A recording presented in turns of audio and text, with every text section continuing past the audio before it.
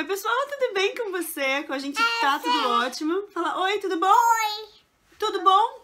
Tudo bom? Como é que é seu nome? Luísa. Luisa. And what's your name? I call myself.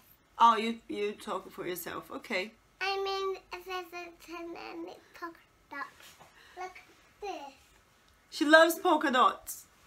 Você gosta de bolinhas? Bolinhas, ok.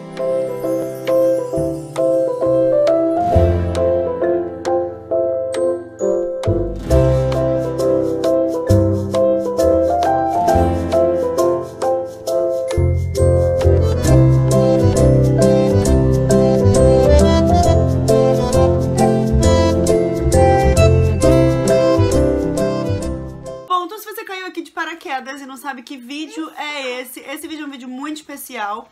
Eu entrevistei algumas outras famílias bilíngues, famílias que têm IG no Instagram, então fica de olho que eu vou deixar o IG deles aqui pra você conferir, pra você ter ideias de muitas atividades que eles praticam e se inspirar, ok? Então se você acabou de cair aqui de paraquedas, eu sou a Cynthia Ellingham, essa é minha filha Luísa, uma delas, eu tenho uma bebê de 1 aninho de idade chamada Olivia. Então vamos lá? Tá ansioso pra conhecer as famílias? Hello, guys! Say hello. Say cheese. Cheese! Eu sou a Mai. Eu sou o Rafa. E essa é a... Jojo! What's your name? Jojo. Jojo. Nós somos brasileiros, moramos no Brasil e nós falamos inglês e português com a Jojo. Então, para quem não me conhece, eu sou a Aline Egger, sou brasileira, moro aqui no Rio Grande do Sul, na cidade de Novo Hamburgo. Sou casada com o Gustavo, que é publicitário e brasileiro também. E nós juntos decidimos criar o Lucas, o nosso filho, que hoje tem 3 anos, bilíngue. Então, desde que ele estava na minha barriga, eu converso com ele e falo com ele e canto para ele em língua inglesa. E o Gustavo faz a mesma coisa desde que o Lucas nasceu. Ele fala com o Lucas em inglês. Claro que para o Gustavo não é tão natural quanto é para mim ficar conversando em inglês, já que eu sou professora de inglês, né? Mas ele fala bastante em inglês com o Lucas e em alguns momentos fala em português. Oi, eu sou a Luzia, sou professora formada em letras e tenho 2 meninos, de 5 e 2 anos. E eu crio eles bilíngue desde sempre, mesmo o inglês sendo língua estrangeira para mim, mesmo eu estando morando no Brasil quando eles nasceram. Eles nunca frequentaram escola bilíngue, por muito tempo eu fui a única pessoa com quem conversava em inglês com eles, que passava o inglês para eles, né? E eu encontrei algumas dificuldades no caminho. Lá no comecinho, 5 anos atrás, eu não me sentia confortável em falar inglês com meu primogênito, porque eu não tinha essa vivência maternal com a língua, né? Isso melhora com o tempo, tá? Depois de um tempo você vai se familiarizando, vai criando um vínculo maior com o idioma e esse desconforto passa. Outra dificuldade que eu encontrava era a questão do vocabulário. Inglês para mim foi língua estrangeira e no curso de língua estrangeira eu não tinha tido esse vocabulário para o mundo infantil. Então muitas vezes eu estava numa brincadeira de criança, jogando dominó, por exemplo, com o Bernardo e puxa, como é que fala tal coisa em inglês?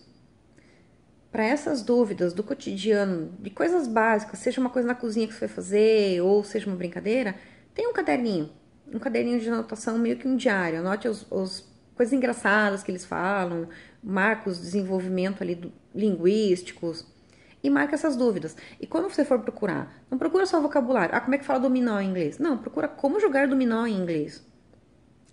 E não anota só aquela palavra que você não sabia, mas dá uma olhada em como que é a contextualização do jogo, por exemplo, daquilo que você está com dúvida. Como que a pessoa explicaria como jogar dominó, ou procura um vídeo para ver como que elas estão jogando dominó, o que elas falam, quais são as expressões, isso é muito bacana. Eu sou fã dos caderninhos, eu recomendo para todo mundo. Bem, quando o Bernardo tinha 4 anos e meio, nós mudamos para Costa Rica. E aí foi, já no aeroporto tive uma grande surpresa, assim, que foi muito gratificante pra mim. Porque no aeroporto ele começou a fazer amizade com uma menininha. Quando eu cheguei perto dele, ele tava falando muito confortavelmente em inglês com a menina. Foi muito legal de ver tudo isso, porque eu não tava acostumada a ver ele falando com crianças em inglês e não esperava, né? Quando a gente chegou aqui também, ele começou a frequentar uma escolinha bilíngue, espanhol e inglês. Quando a gente foi conhecer a escola já, ele já se sentiu bem à vontade na questão linguística, porque ele falava inglês. Então, ele já começou a falar inglês com a professora ali, ele não falava espanhol, ele tinha que aprender o espanhol, mas no meio daquela mudança enorme que estava sendo na vidinha dele, a barreira linguística ali foi menor. E foi muito... Naquele momento, todo o meu esforço que eu tive em criar uma... Boa noite, vou falar um pouquinho sobre o bilinguismo aqui em casa. E a gente mora em Guapimirim, Rio de Janeiro, Brasil. Na minha família, a gente tem gente de todo lugar, Alemanha, Peru, enfim. Foi resolvido, já desde que eu era pequenininha, que teríamos idiomas para facilitar a nossa vida em família. Porque nem todo mundo falava português, e então teve que ter alguma coisa para se achar. E foi o inglês e o espanhol. Então são meio que a base para a família toda poder se comunicar. Foi que facilitou, assim, e eu sigo assim desde então, desde pequenininha. Por isso que pra mim, quando os meus filhos nasceram, foi uma decisão que eu tomei. Até mesmo porque o meu filho mais velho também é filho de estrangeiro. Então, de qualquer forma, eu teria que passar essa outra língua porque ele já estava inserido naquilo. Então, eu achei que seria interessante. Então, aqui em casa, na verdade, a gente não é nem bilíngue, a gente é trilíngue. A gente tem o inglês, o espanhol e o português. A gente usa muito mais o inglês do que o espanhol, mas o espanhol também é usado. E a gente aqui em casa gosta muito de assistir os desenhos, eu boto bastante pra elas nas 3 línguas. Então, Elsa 3 vezes por dia, Rapunzel 3 vezes por dia, em todos os idiomas a gente vai variando aí. É o que dá uma folga, pelo menos, né? Porque ver 50 vezes Frozen no dia é tenso, mas pelo menos mudando o idioma facilita um pouquinho. Elas não estudam em colégio bilíngue, né? Eu entendo que o colégio... Eu sempre fui apaixonado pela língua, desde pequeno, e só na juventude mesmo que eu fui estudar. Mas também já morei fora e sempre tive envolvido com o inglês. E mesmo antes de nós termos a Jojo, a gente já planejava em ter uma criança bilíngue. E aqui em casa, o fluente é o Rafa. E eu acabo aprendendo junto com ele, enquanto ele tá falando com a Jojo, eu acabo aprendendo muita coisa. Outra grande motivação foi que o Rafa foi professor de inglês por muitos anos e alguns pais de alunos sempre tinham aquela dúvida de quando que é a hora de colocar no inglês? Será que é muito cedo? Será que não é? Então nós, hoje em dia, somos a prova de que o quanto antes melhor, porque a Jojo aprende inglês desde que eu estava grávida. A gente já conversava com ela, já cantava musiquinha, eu falava interagia. Inglês com ela já desde a barriga. Desde a barriga. Então, desde que eu estava grávida, na verdade, antes de estar grávida, eu já sabia que eu queria criar o meu filho bilíngue. Eu tenho algumas amigas que já fizeram isso, que são professoras de inglês também, e eu fui professora durante 7 anos numa escola de currículo bilíngue, então eu sabia da importância e dos pontos positivos de ensinar uma língua inglesa para as crianças desde pequena. Então eu já sabia que eu queria fazer isso. E aí foi só a questão de conversar com o Gustavo para ver se ele topava esse desafio, e aí ele topou, e foi assim que a gente começou. Então, a gente mora no Brasil, a gente usa sim, então já respondendo a tua terceira pergunta sobre o método, a gente não usa o método One Parent, One Language, né? Eu falo inglês e o Gustavo fala português e fica assim. Não, a gente tenta, dentro do possível, nós dois usarmos o máximo que dá de inglês em casa com o Lucas, mas tem momentos que a gente acaba usando o português. Agora, assim que o Lucas está com 3 anos e tem testado bastante os limites, tem muitos momentos que o Gustavo precisa ser mais firme e o Gustavo se sente mais à vontade em chamar a atenção do Lucas em língua portuguesa. Ele diz que ele sente como se ele estivesse atuando, se ele estivesse chamando a atenção do Lucas em inglês. Então, nesses momentos, o Gustavo usa muito português com o Lucas. Eu tento, dentro da medida assim, do possível, 95% do tempo, falar com o Lucas só em inglês. Mas eu não me finjo de louca. Quer dizer, agora eu tô começando um pouquinho. O que era... Né? Então, é mais ou menos o que... Assim, aqui em Guapimirim realmente não tem escola bilíngue também, mesmo que eu quisesse. No Rio tem. Manu já estudou numa escola bilíngue quando eu era bem pequenininha, maternalzinho, e não foi muito bom pra gente, porque como a gente já usava o inglês dentro de casa o tempo inteiro, ela travou o português. Então, pra gente foi mais interessante a gente deixar numa escolinha comum e só usar o inglês em casa. E aí eu faço brincadeiras com elas, faço atividades e tudo em casa. Deixa eu ver... Não tenho dificuldade. Dificuldade de alfabetização que às vezes a gente encontra é nos sons.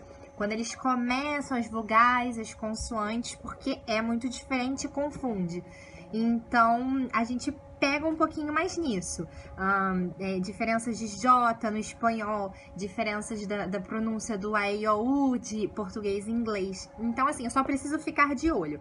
Quando eu vejo que elas estão tendo alguma dificuldade, eu converso com elas. Olha, assim é em inglês, assim é em português. E a gente ajuda como pode.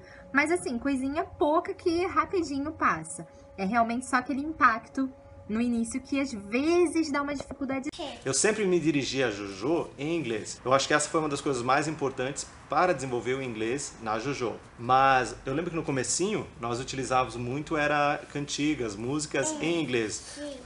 A gente escolhia a Lori Dory Chicken, que é a galinha pintadinha, em inglês. A Jojo não assistia TV, então ela só escutava as músicas. Eu lembro em viagens, no carro, a gente colocava para tocar e nós ficávamos junto cantando com ela, não é? Na verdade, qualquer atividade, quando nos perguntam que ferramentas que vocês usam, são exatamente as mesmas que você, pai ou mãe, utiliza com seu filho monolíngue. Qualquer brincadeira que você faça, nós fazemos também, só que nós fazemos no segundo idioma, então não tem algo diferente que nós buscamos fazer com ela. É simplesmente agir da forma mais natural possível, só que em inglês. Gustavo usa muito português com o Lucas. Eu tento, dentro da medida assim, do possível, 95% do tempo, falar com o Lucas só em inglês. Mas eu não me finjo de louca. Quer dizer, agora eu tô começando um pouquinho. Deixa eu explicar. Quando o Lucas fala em português comigo, até o início do ano, metade do ano, eu não negava essa fala dele. Eu escutava e respondia pra ele em inglês, né? Agora eu tô começando a fazer um exercício de dizer, tipo, não entendi, pode repetir? E como é que se diz de outro jeito? E aí ele tenta usar a língua inglesa, daí pra mim é melhor. Mas a gente não tem um método rígido de ensino aqui em casa. A gente tenta usar mais o inglês e, se precisa, em português. Inclusive, tem palavras que eu nunca quis usar em inglês. Então, dindo, dinda, vovô, vovó, bibi, mamadeira. Essas são algumas palavras que foram sempre usadas em português. Por uma questão de afeto, acho que meus pais e os meus sogros não iam gostar de serem chamados de grandpa e grandma. Para eles não ia ter significado isso, emotivo. E vovô e vovó tem, né? Então, e dinda é a mesma coisa. Dindo e dinda é uma coisa nossa.